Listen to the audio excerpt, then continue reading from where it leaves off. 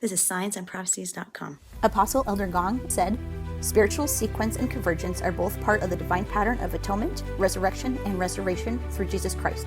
This sacred and symbolic convergence comes not by accident or coincidence."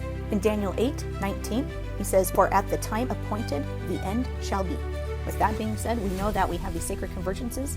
Mark 13 says, "But in those days after the tribulation, the sun shall be darkened, and the moon shall not give her light, and the stars of heaven shall fall." This month, we're seeing all three of those events happen. September 7th, we had the lunar eclipse, which was a true blood moon. This Sunday, we're going to see a partial solar eclipse. And of course, all month long, we've had meteor showers.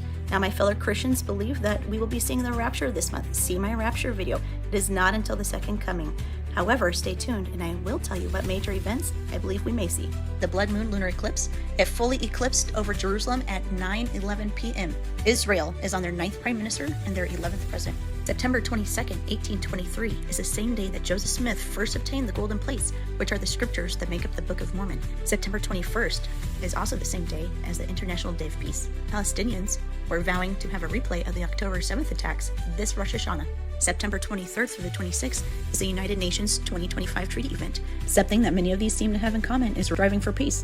However, I think a hidden false peace seems more likely. When Joseph Smith first found the gold plates in the Hill Cumorah, he was attacked 3 times on his way home with them. Afterwards, he was met with severe persecution because he refused to give the plates over. Now, the United Nations is just a toothless political arm masquerading as the authority of peace between all nations. However, they're currently uniting nations against Israel for the Palestinian statehood vote. The UN says this vote will bring lasting peace between Gaza, the West Bank, and Israel. What it will actually do is give the terrorists a UN vote and military aid against Israel. Then we have the International Day of Peace, which was created in 1981 during the Israel-Lebanon War.